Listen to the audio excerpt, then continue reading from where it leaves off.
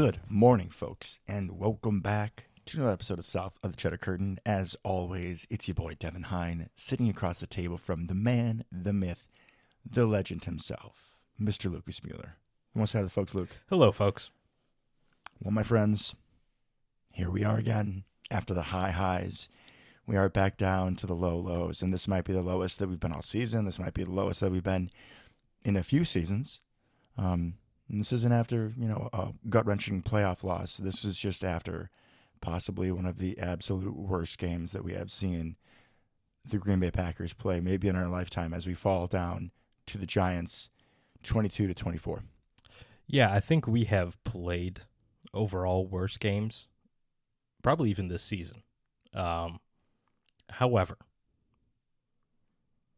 what makes this a lower low than we've experienced recently is because we just came off the highs, right? And it raised expectations. It raised the bar the last couple games, last 3 games, what we're capable of. Hope is a dangerous thing. So now this is disappointing. Yes. I haven't been disappointed in the team yet this year, really.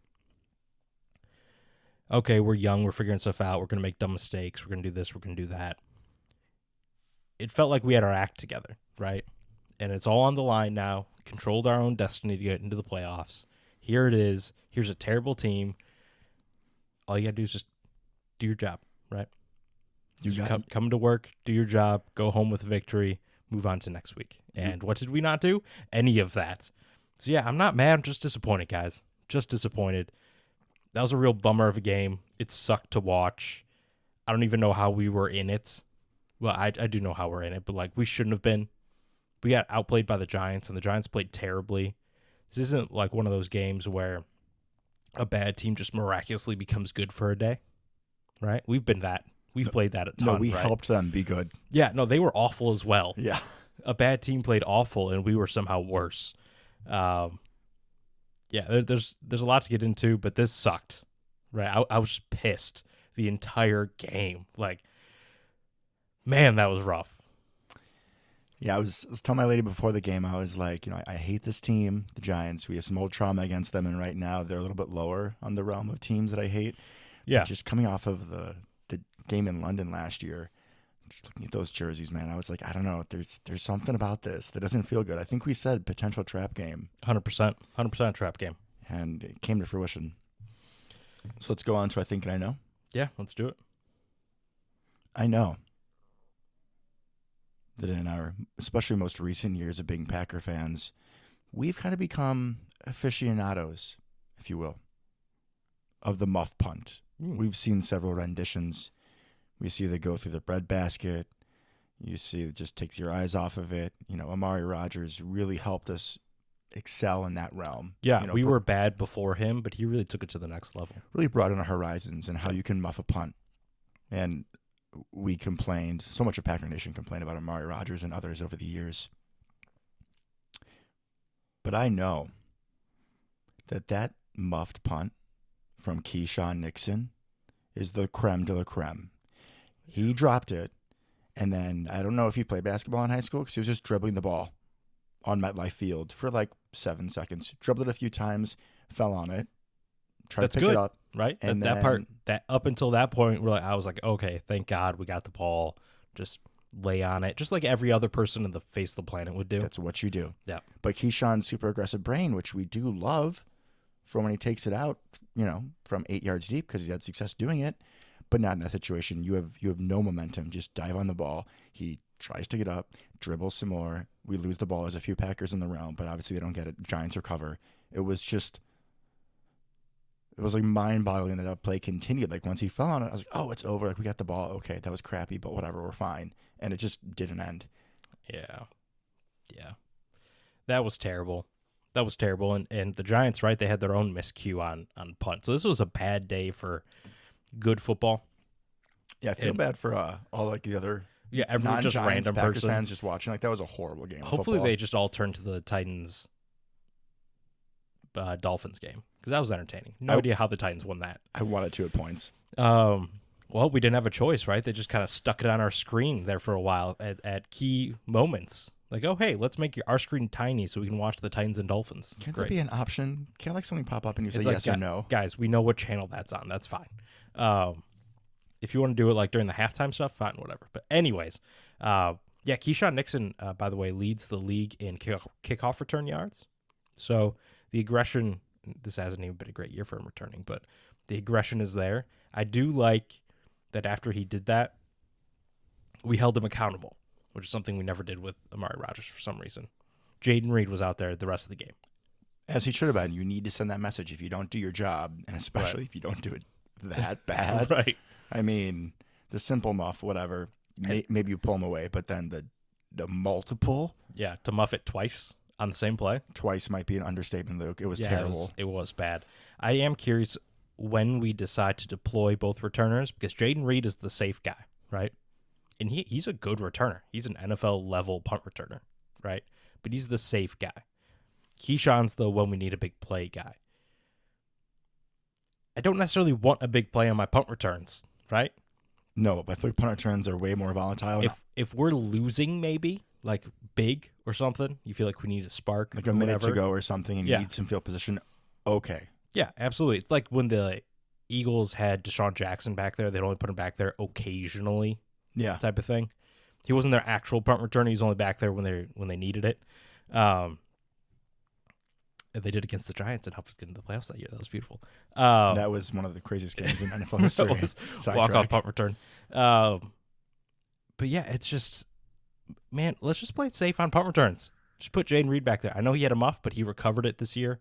It's not like he's bad either. It's not like... I was going to say that safe is a very unsexy word, but Jaden Reed is, in my opinion, I mean, other than Christian Watson deep down the field, he is the best pure get the ball in his hands kind of guy and let him see what he can do. Yeah, and he's shown that he can get yards on punt returns. It's not like he's just back there fair catching, but Keyshawn does bring the extra aggression, the extra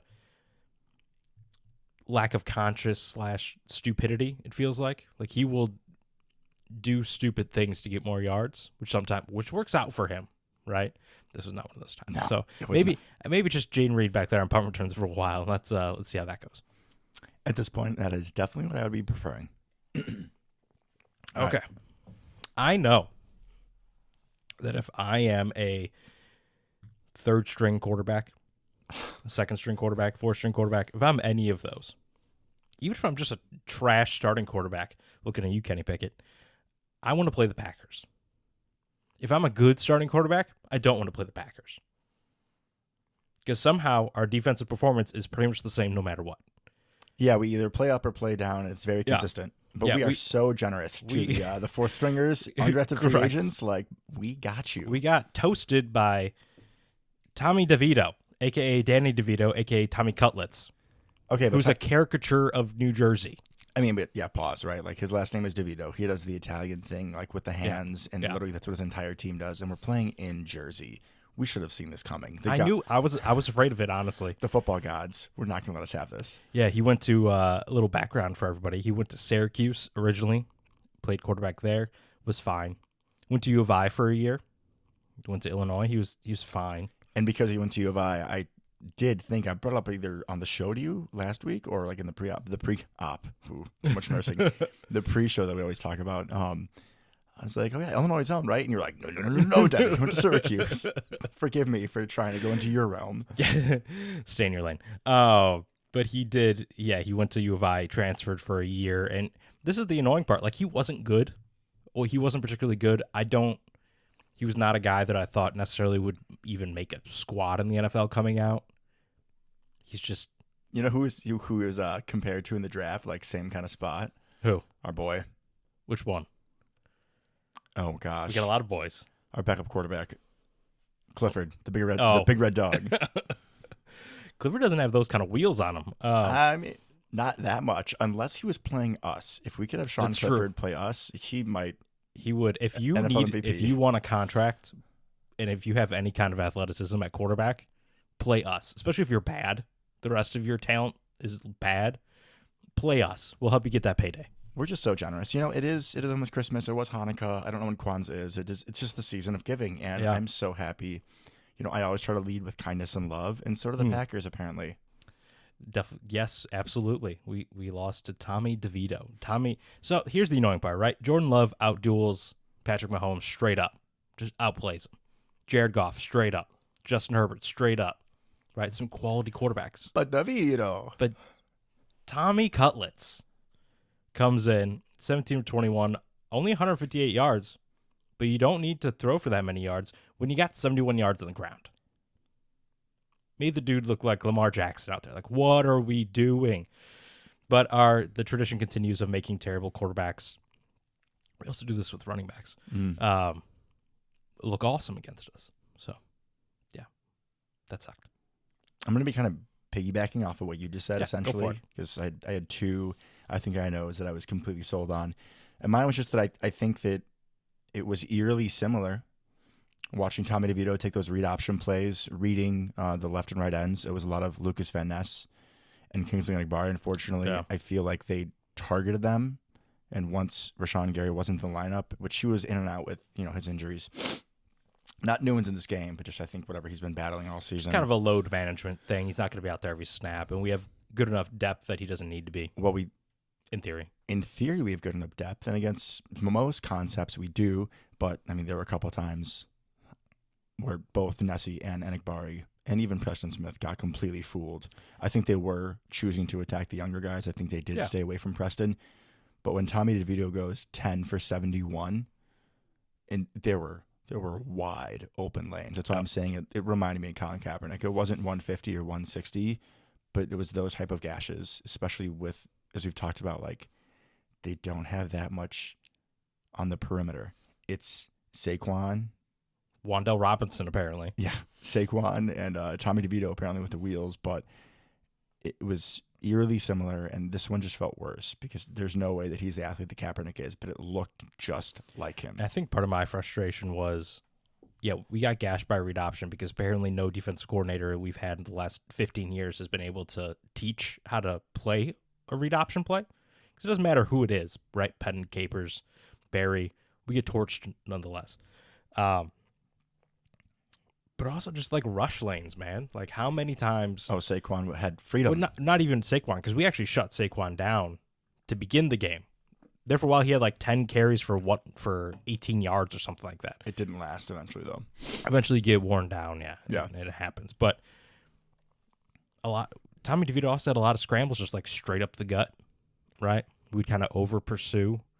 The pass rushers wouldn't stay in their lanes. They wouldn't break down the pocket. They just kind of run past them. Devontae Wyatt did it several times. And then he would just bloop, go free. And also, what are we doing? Why are we not spying him?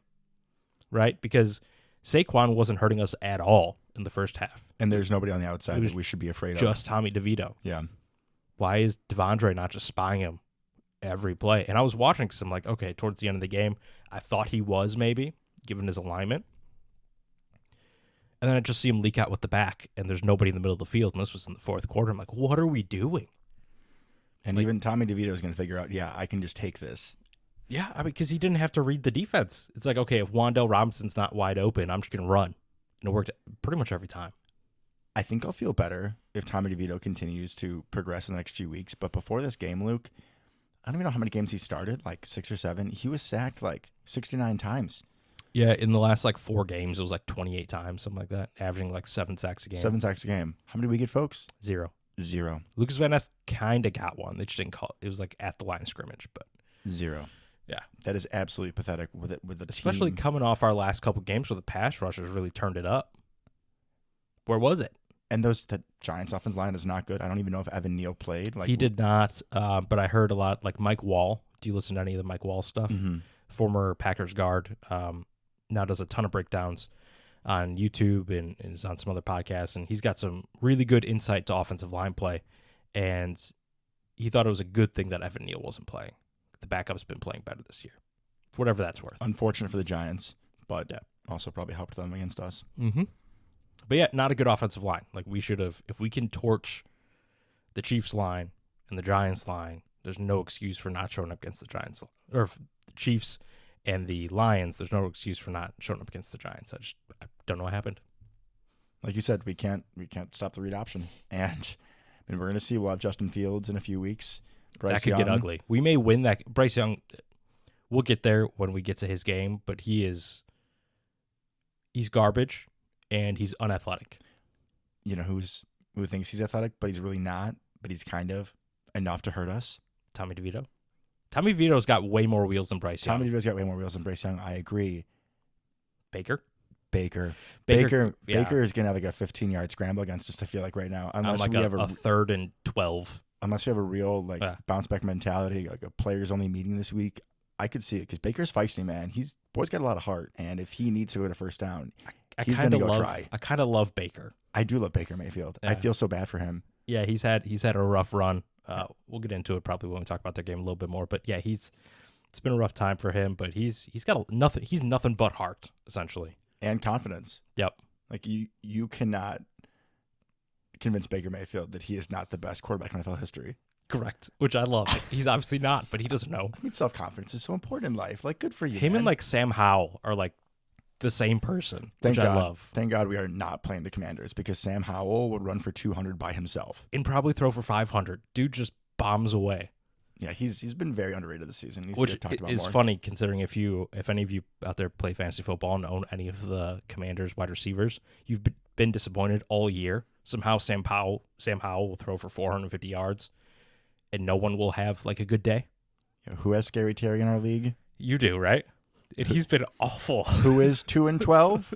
Not necessarily my fault, but we'll see if I'm allowed back in the league next year. Yeah. Well, you're going up against the commissioner this week, so who's the second worst team? So make us proud, bud. Pat? Yeah, make us proud. I almost beat him last time. No, actually, one of You my did wins beat is him. against him. Yep. That's what I thought. Okay. So I'll make mine a little quick because we just went everywhere on that one. Well, remember, what was it, a few weeks ago when we were losing? We were talking about everything. Kids shows. Yep. Yep. You know what? I'm just going to continue from last week. We're just going to keep it rolling. Please do. Tucker Kraft's that dude, man. I know Tucker Kraft is that dude. Ooh, yes. Which more tight end love. Like, we used him down the seam. Oh, my God. I was so excited on his, 43-yard catch. And then he trucks a guy. Right? He took that hit like a man. I love it. I'm not going to go into so much depth because we talked about it a ton and I've talked about it a lot, but really excited about what both of these tight ends can do. And we're starting to see a super, super, super, super, super light version. But I'm getting a little bit of getting a little Kittle vibes. You know what I'm saying? I was wondering if that's where you were going because, Tucker Kraft, good blocker. Yeah. Tough over the middle. And he's like a mad blocker. He's not like Mercedes Lewis level blocker, but dude is he gets after. He enjoys hitting people. I'm gonna pull up his quote. You keep going. Oh yeah, I saw it and it's phenomenal. But dude is not. He doesn't have quite the long speed. He's not gonna stretch the field quite like Luke Musgrave can.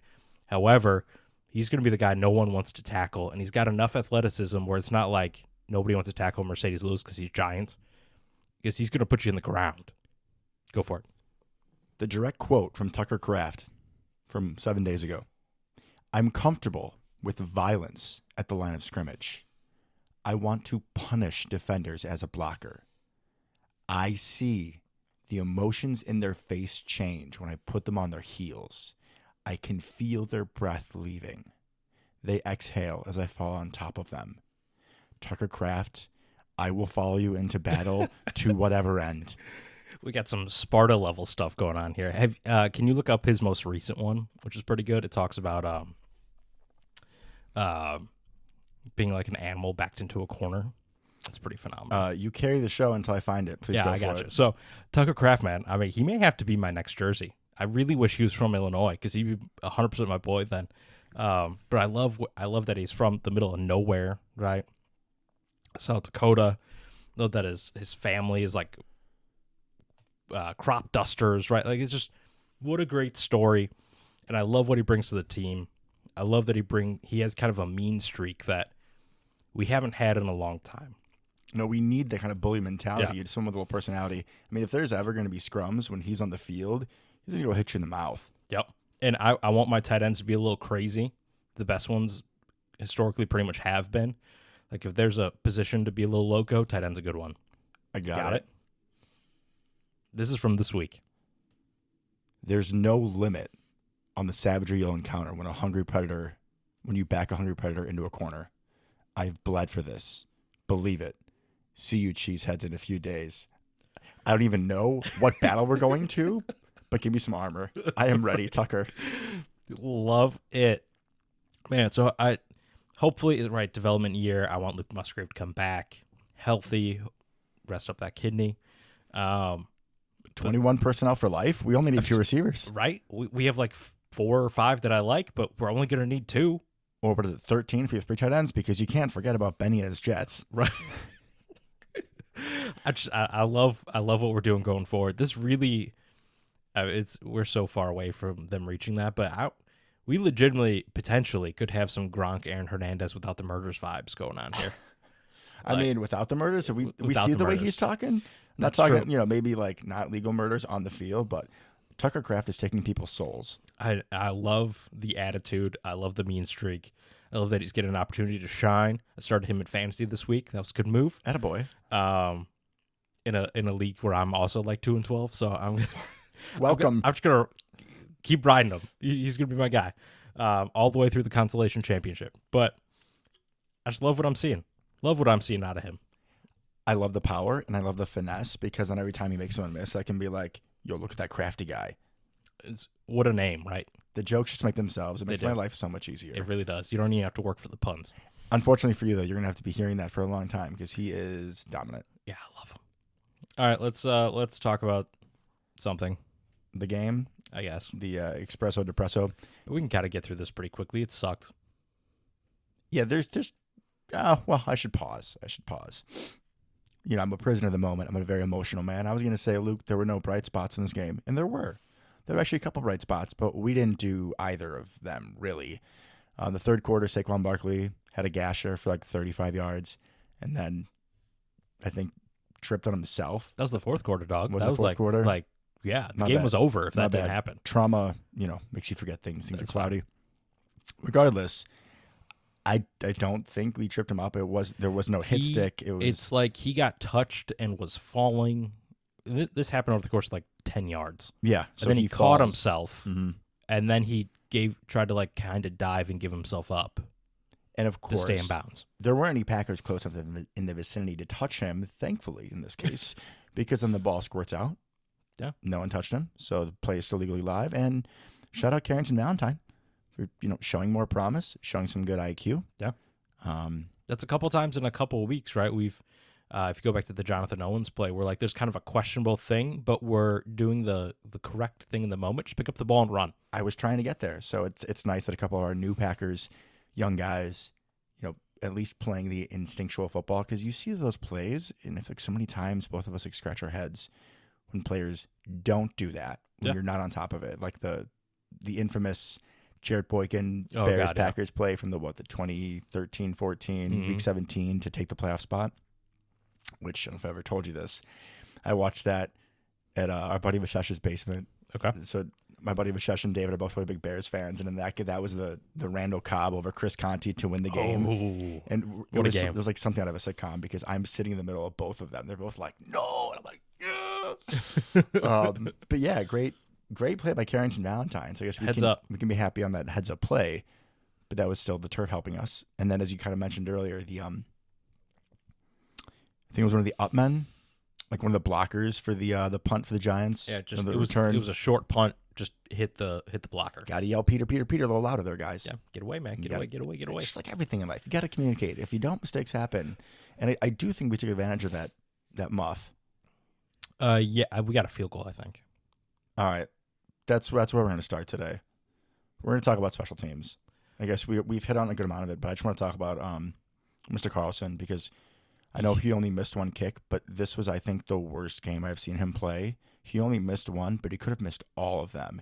He was like just barely squeaking it in. And if you go and look at the final score, right, we lost by 2. So you get a field goal there. They got to score a touchdown on that last drive. Completely different ball game. Totally. Yeah, I'm not worried yet, but I'm no longer surprised when he misses. So here's you don't want to be, especially with young kickers, you got to let him ride it out. Like his brother, we've talked about this. His brother, a really good other example I saw this week was Young Hoku, right, for the Falcons. Yes. Who there for a while, him and Justin Tucker are going back and forth in a battle of who has the highest make percentage in NFL history. Justin Tucker's been doing it for a lot longer, but minimum like 100 attempts, something like that. They're going back and forth depending on like who misses this week, right? So he's arguably the most accurate kicker of all time. He got cut from the Chargers after a couple games, right? Mm-hmm. And then found his way home to the Falcons. So you got to let these things ride out if you can with some of these kickers especially. And we have a great opportunity here to, it sucks, but to kind of let it ride out, right? Especially this season. If he loses us a game this year, it sucks. I'm not happy about it, but we don't actually have Super Bowl aspirations, right? Exactly, yeah. And the good thing, I will say the good thing about him, and we've talked about this before, is his misses don't snowball, right? We haven't seen what we saw from Mason a couple times, where all of a sudden dude's like 1 for 5. And now every time we're like, we're going to go for it. It's like 4th and 10, but we cannot kick this field goal because it's not going through. I hope the audible knock on wood is coming through to you guys Yep. because we need that. But I agree. Very good point. He has not snowballed. He's had a short memory, as we always talk about. Yeah, we talk about it a lot with cornerbacks, quarterbacks. You need it as a kicker. If you miss, that sucks, but you better make the next one. And so far, he has. So I'll give him that. We already talked about punt return, kick return, whatever. Nothing really good or bad happened there. A few penalties, too, that weren't great. I didn't love the penalty on Anthony Johnson Jr. I don't know if it's a blindside block if the dude's looking at you. I don't know how that's blindside. Let's pause that again. Blind side and looking at you. Those two things just don't really he go saw together. the Giants player saw Anthony Johnson Jr. coming and kind of braced for it, which by definition I think means it's not a blindside block because you could see him, which means you're at least next to each other. You can see blind. Those two things do not go together. No, so that was weird. Didn't love that.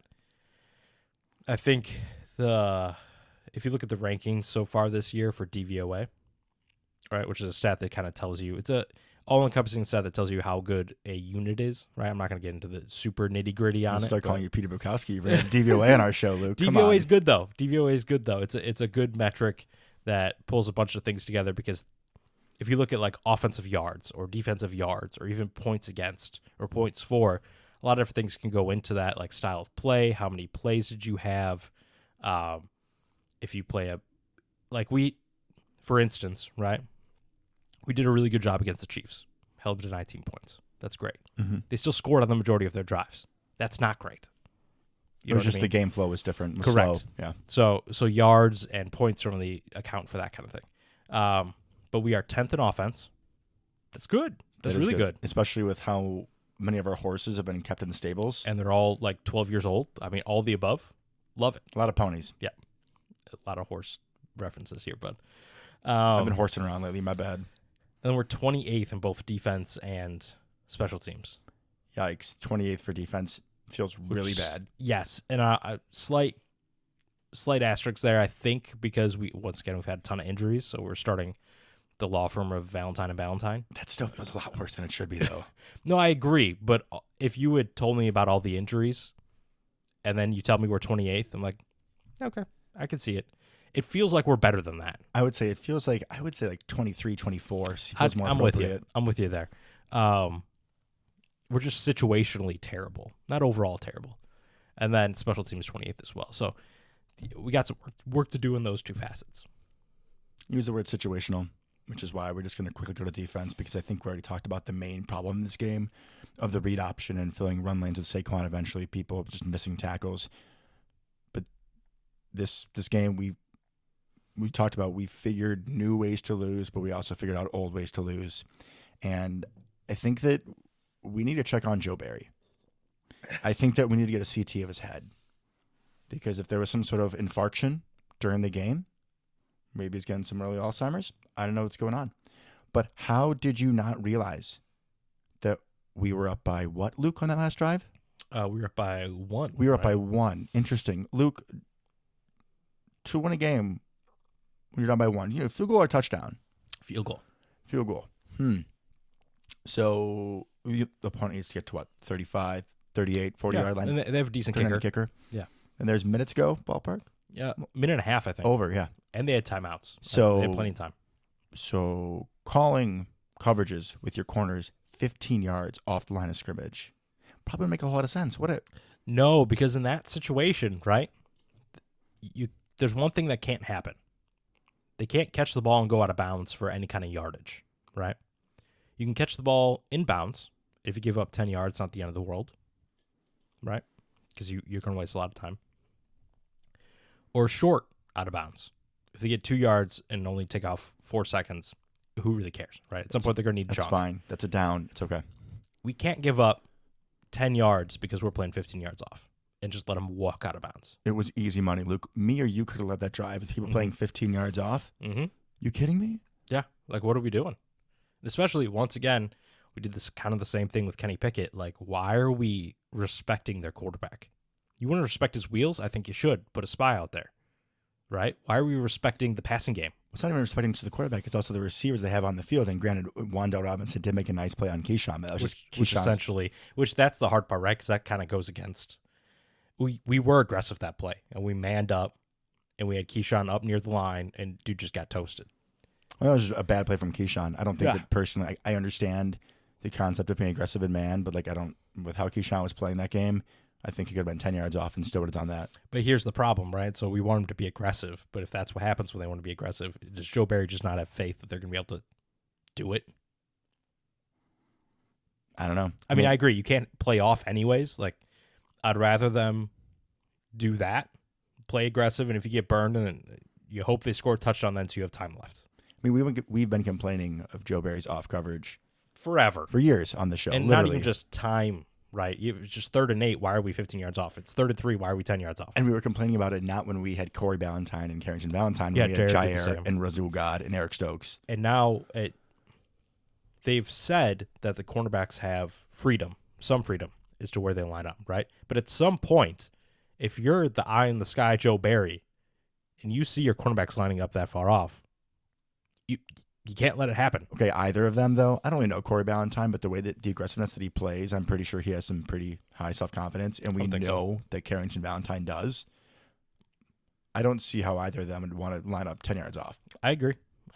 We play a very passive defense. That's something that got brought up a lot this week is if you play a passive defense, right, you're missing a lot of the fire and the aggression that you need to play defense. Defense, you have to be aggressive. Tucker Kraft's mentality is what you want to have on defense. You 100%. want to have the mindset that this ball is yours, that you are going to stop them, that you are going to impose your will. Isaiah McDuffie, he feels that way. He's got that. He wants to kill you. Yep. That might be it. Pretty much, yeah. At least consistently. You don't really see it from a lot of guys. I mean, Rashawn Gary after a sack maybe, but just with the load count, he hasn't been in enough, I feel like. Especially against the Giants. Did he play? Yeah, and this was a game that I really expected him to kind of show out a little bit. I expected 3 sacks in DeVito, and we didn't get one as a team. No, that was depressing. So yeah, a lot of questions defensively there to let a bad offense kind of do this to us. Like I said, we were very stout against Saquon early, which was nice, and then kind of wore down over time, which is not overly surprising. Outside of Wan'Dale Robinson, nobody did anything for them in the pass game. Really offensively, it was just Tommy DeVito running and Wan'Dale Robinson, and then Saquon had that long run that made his day look a lot better. If you take that run out, he has like 19 carries for 50 yards. That's pretty good. That's good. I'll take that. But just as a whole, 200 yards rushing to the Giants is rough. And we've given up 200 yards 4 times this year. Like, that's rough. You can't have that. Especially with how many pieces we have in that front group, right? I mean, everybody's first-round Kenny pick. Clark, first-round pick. Devontae Wyatt, first-round pick. Nessie, first-round pick. I think Barry was later, but still. 5th-round pick, but Gary, first-round pick. Campbell, big free agent. I know Quay isn't in there, but it's a lot worse than it should be. And if I were going to be playing the Packers, I would do a lot of read option, a lot of running. We're going to have problems when we play teams that will run the ball down our throat. Yeah, I don't think we're – so we got the Bucks next. Baker's – he's just going to annoy us with his scrambling. But Rachaad White's been better. No, Rachaad White's looked really good. Really nothing to worry about a ton with the Panthers. Vikings, we don't even know who they're going to play quarterback. If they play Jaron Hall, we may have some issues. I'm not worried about Nick Mullins scrambling, and their running back room looks terrible. So, and obviously playing the Bears, that could be an issue. So we'll see. We'll see. Offense, we got to talk about it a little bit. Jordan Love looked rough, especially early. He looked uncomfortable. This was the most unsettled I've seen him maybe since Kansas City, like his first start. I was going to say first start. Yeah, big difference there. Because even when he didn't look great earlier in the year, I don't think he looked this uncomfortable and unsettled.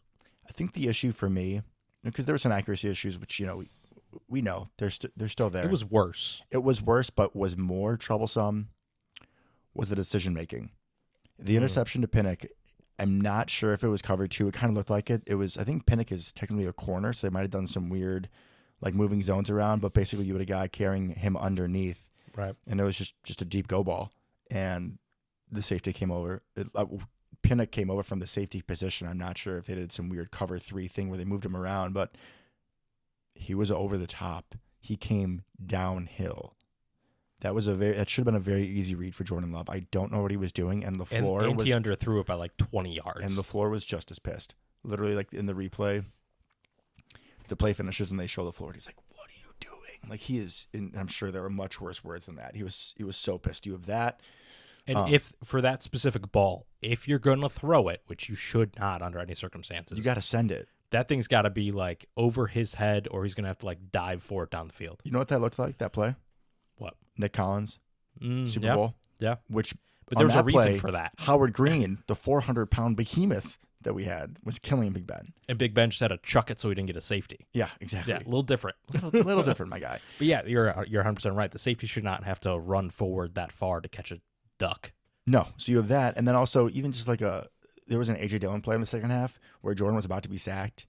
And, that was terrible. And he just tossed it to him. And it was supposed lost 7 yards. It was supposed to be a screen, but the screen got blown up. What should happen there, and what Jordan's done before, and what every other quarterback does, you just throw it in the dirt at AJ's feet, right? It's not hard. Instead, you throw it to AJ, who catches it. It's a lot to ask for someone to drop a ball like that. And he's got nowhere to go. He missed a couple throws in the red zone as well. He missed a throw to A.J. Dillon. And then the fumble wasn't necessarily his fault. Kayvon Thibodeau made a very good play, but I did think on that read option, I would have bounced it outside. I don't know why I was confused. Went inside. Like, Tucker Kraft was out there as the lead blocker. Exactly. Like, it was a good block. Like, follow him. You had at least a shot at making that first down, but when he took it inside, I was like, you had no shot, and you're no running into freak athletes. Like, if I trust Jordan Love to make a play, it's going to be on a corner, not Kayvon Thibodeau, who's one of the freakiest edge rushers in the league. It's simple geometry. Use the angle. Why would you not go outside? There was no one there. I'm not guaranteeing he gets the first down because Kayvon would have closed. Yeah. But he at least has a shot, and you're not going right into his arms. And you're also... If you're running away from him, the tackle's not going to be much easier at that point. You're also not going into traffic because Correct. The issue in that play was... He kind of got held up. He got held up because you went inside, and I think then that Tucker Kraft's guy released. Yeah. Which is fair because Tucker's not expecting that. Well, yeah, but there was going to be a natural pick. So if he goes outside of Tucker Kraft, then Kayvon has to go through the guy Tucker Kraft and the guy that he's blocking. Yeah. Since he goes inside, the guy releases off of Tucker, and then he falls under Jordan Love. Like, that was one of those weird plays because on the broadcast they thought he was down, which I think a lot of us did. But since the guy was underneath Jordan Love, then Kayvon Thibodeau has the time to come over and just completely strip the shit out of that ball. Yep. That was violent. Yep. That was rough. And Thibodeau was one of those guys we talked about coming into the game is like, if he shows up, he could be a problem. Wasn't a huge problem, but I mean, that was a big play in that game for sure. He showed up. We'll give very slight props to Jordan for that final drive. I was going to say we have to bring it up because if you suck all game long, but you come alive and score the go-ahead touchdown in the fourth quarter, at the end of the fourth quarter, okay. Like, we've seen that before with Brett and Aaron, where they didn't have it, but we still pulled the game out at the end, right? You need to have that ability to lock out all the noise. You've been terrible. Your action's been off. You haven't been trusting your reads. You haven't been trusting the offensive line. But at the end of the day, you need to make a play, and you do. However, this isn't on Jordan. And some of the injury history or the injury news probably explains this somewhat, but like, what the hell were we doing on that drive? Malik Heath, baby. Well, not even Malik Heath, but like, why are we going 5 wide? We don't have 5 receivers? Well, A, we don't have 5 receivers.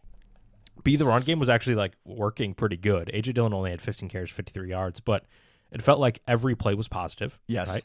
Especially towards the end of the game. And we were playing like there was a minute and a half less on the clock. Like, we had so much time to get down there. We were at the 20-yard line with, like, what, a minute and a half, 40 seconds left, whatever it was. Why don't we run the ball? Take your time. And this way they don't have time to go make a game. We literally did this last week, right? Against the Chiefs. The timing was different and everything, but we drew out that last drive, make them use all the timeouts, run as much clock as you can, be the team that scores with 20 seconds left. Maybe LaFleur's anxiety was a little too high. Aaron always talks about that, and he was obviously a little rattled in this game as well. You know, when you're angry, when you're anxious, you're not quite thinking straight. It's just, I don't get it. Like, we needed to take a lot more time out of that drive, but we were acting like we got to score right now. And maybe they were thinking, if we don't score, we want another shot at it. But that can't be the thought process. The thought process has to be, we're going down, we're going to score, we're going to bleed this clock, we're going to give Tommy DeVito as little time as possible or none. We're going to win this game. Or we're going to lose it at the goal line. It's one of those two, right? Our offense will win or lose this game at the goal line. That had to be the plan. That has to be the plan in that situation. For whatever reason, we were just like, nope, hurry up. 5 wide. We're never going to run the ball. Like, I don't get it. I was happy that Malik Heath kind of saved himself. Yeah, redemption for Malik. Redemption. Jaden Reed was wide open on that touchdown throw, by the way. That last one, like, just wide open. Would have been a lot easier than Malik Heath's, but glad we got to go back to him to redeem himself after get that taste out of your mouth. A little bit of a lazy catch the play previous, right? He good strong hands catch and then just kind of like got lazy with it at the end. That's the reason that play where he knocked it out after he took 2 steps. That's the reason where in high school they teach you strong hands, catch it, tuck it as soon as humanly possible.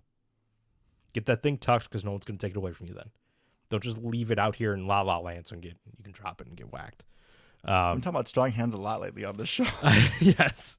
So, okay, I'll stop talking about Jordan Love in the offense. That was pretty much my main thing. And also, for the love of God, can I see less Jaden Reed sweepy stuff? There were so many reverses, I thought I was back to my childhood playing Uno. I mean, it says Jaden Reed had 10 targets, and at least half of those were the little passy things. 2 or 3 are nice, but it was almost nauseating how many times we did that. The 2-point conversion play, don't love. It'd be nice if Elton Jenkins could remember that he's all pro and actually block people. Yeah, no, it was there to be made, I think. But on 2-point conversion, I want options. That play gives you no options. Nope, it's ride or die, and that's it. I want an RPO. Pretty much every 2-point play. Yeah, you feel the box is light, then just let AJ try to go get 2 yards, have maybe a quick slant, something on the outside where you have an option, and if all else fails, have Jordan run. Right? I want that to be pretty much every single 2-point play. I know we tried to do the Philly special, right, a couple weeks ago. That was terrible. Like, just do an RPO every single time, trust Jordan to make the right decision, call it a day. Simple. I like it. And effective because, like you said, it is all about just reading the defense, especially, like you said, idea of a quick slant and I think like halfback dive RPO because it's a simple read. You read the linebackers. If they come up, you throw it over you throw it right to Dobbs or whoever it is. And then you can add the read option element to it, right? You see a lot of teams do this. It's not hard to do, yeah. Tommy DeVito did it to us this game. You add that. If the guy crashes, you pull. If the guy stays and the linebackers come up, you throw the slant behind them, right? You got so many options. Like, it's a simple play. Gets run against us all the time. Just do that. I understand you can't do that every single time, but like, stop being so creative at the 2-yard line. That should be a staple of the 2-point situation. Correct. That should at least be an option on the table. Instead of Philly special and reverses and fake punts and all the other crap that we do. Yeah, don't like it at all. Speaking of familiar foes, Baker, this is what the 3rd year, right? We're moving on. That's what's happening. That's okay, because I think I've gotten pretty much everything out that I wanted to get out. 3rd year in a row that Baker will play at Lambeau in December. Fun fact. How did last year's game go? That's when he was on the Rams, right? Did we pick him off 3 times? Yeah, we've picked him off 3 times, both other times. Perfect.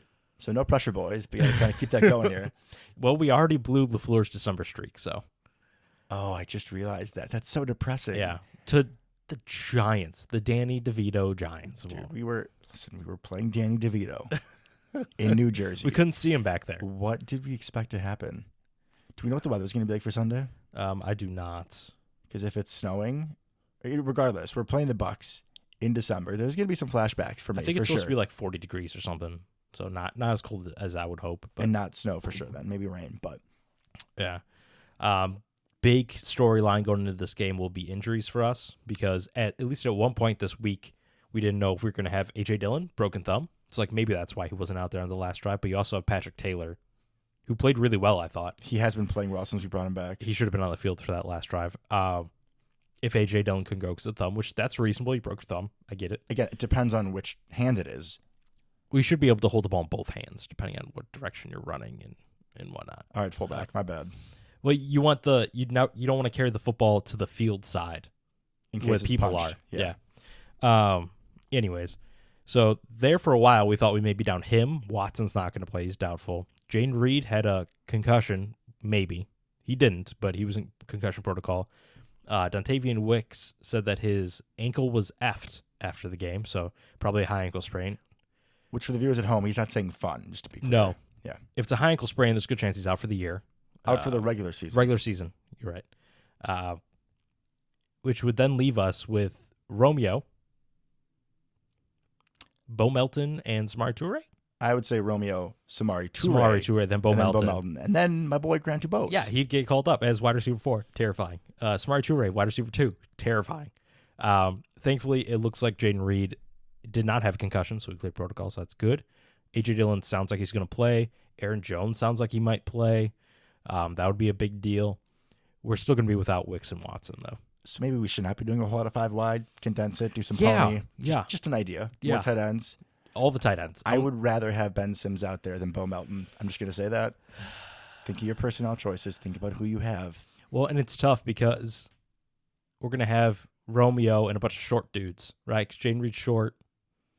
I love Jaden Reed, but he's short. Samari Toure's short. Bo Melton's short. Grant Dubose. He's the only other one. I want to see him play, dude. He was my draft darling after Steve Smith was talking about him. That's true. He was the only one you liked after you kind of crapped on like the entire middle rounds. I did not crap on the entire middle rounds. You kind of did.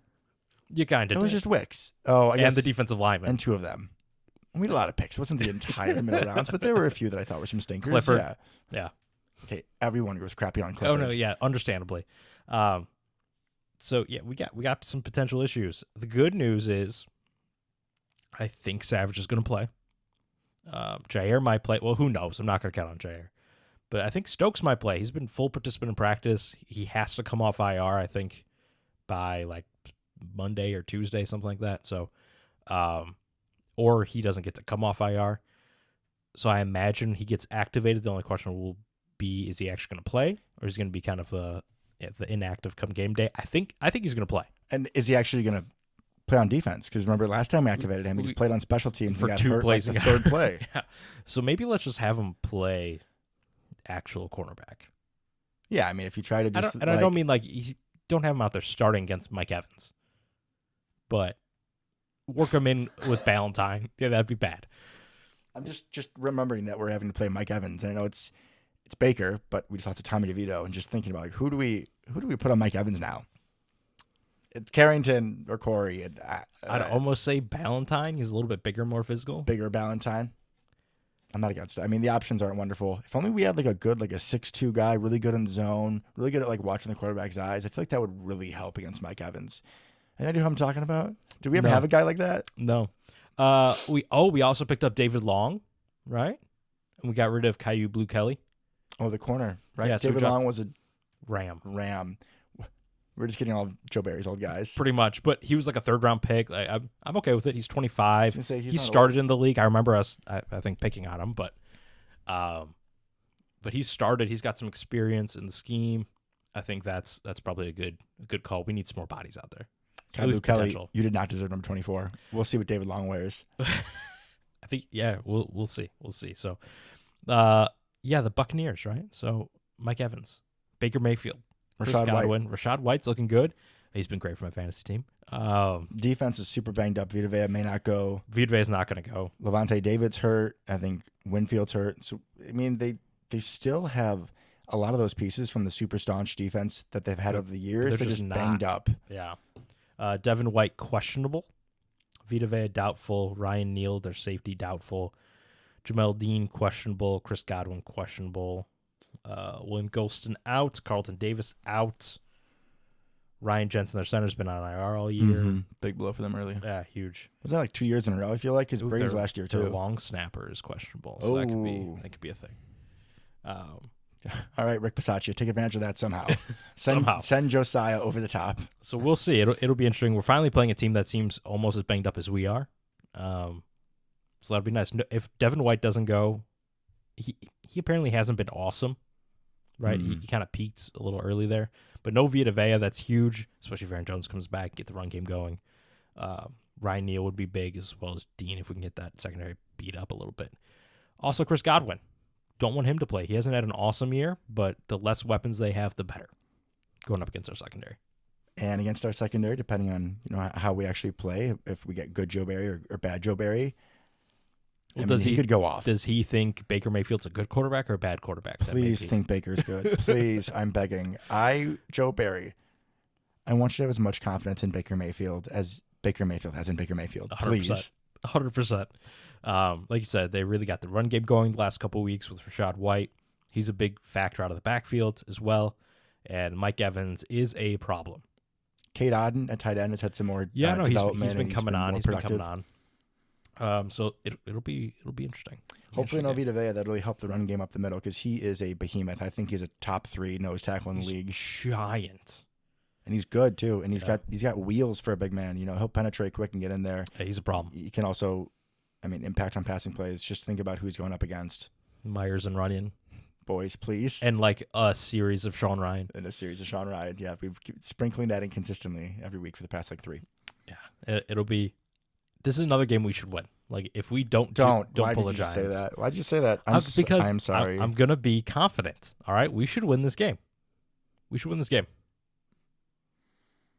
I hope we win this game. I wish we won this game, but after the trend of us doing this, I might over the summer. Mm-hmm. When there's no football, when it's at like the deadest moment before training camp starts, I might just sit and listen to like the end of like all of our shows and see what our record is when we're both confident that we're gonna win. Probably I'm sure it's terrible. like 2-7, honestly. Probably.